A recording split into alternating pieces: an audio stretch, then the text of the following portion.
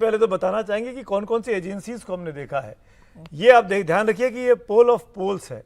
दिसंबर से लेके आज तक जितने ओपिनियन पोल आए हैं 2024 लोकसभा चुनाव के मद्देनजर, अगर वो ग्राफिक्स तैयार है तो उसको हमको देखना चाहिए।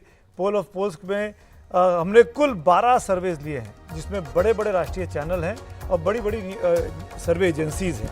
टाइम्स नाउ है, TV9 है, इंडिया टीवी है, ABP है, टाइम्स नाउ, इंडिया टुडे, जी न्यूज़, इन तमाम चैनल्स ने जो सर्वे किए उनका ये निचोड़ है।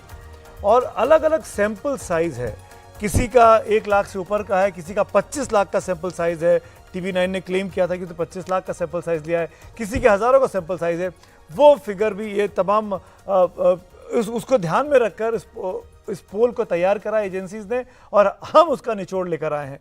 तो शुरुआत में क्योंकि हमने दक्षिण भारत को छेड़ दिया है, और जो बात निधि जी कह रही थी, पिछली बार दक्षिण भारत की 130 में से 29 सीटें भाजपा ने जीती थी। इस बार बीजेपी को कहीं अगर सबसे अधिक एल्बो रूम दिख रहा है अपने नंबर को 370 तक ले जाने का, तो वो दक्षिण भारत में दिखाई दे रहा है। तो क्या है दक्षिण भारत के आंकड़े, वो आइए आपके सामने रख देते हैं। ये देखिए दक्षिण भारत के आंकड़े, ये वो प्रक्रिया है आपके सामने, जिसको आप देख सकते हैं कि किस हद तक कौन कौन से चैनल्स ने क्या क्या सैंपल साइज दिया। और अब चलेंगे अगले आंकड़े की ओर, और ये है तेलंगाना का, इनफैक्ट चारों का पोल ऑफ पोल्स।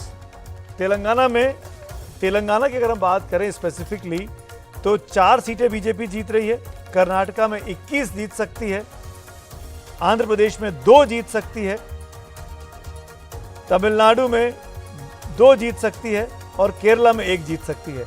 यानी कर्नाटक में पिछली बार जो 25 और तेलंगाना में जो 4 मिला के 29 सीटें थी, वो आंकड़ा लगभग वही है, 30 के आसपास। इनफैक्ट एक का फायदा इस पोल ऑफ पोल्स में दिखाई देता है। बिल्कुल कहा यह जा रहा है कि इस बार तमिलनाडु में और केरल में शायद बीजेपी अपना खाता खोल ले, हाँ, और कर्नाटक में नुकसान हो सकता है उसे।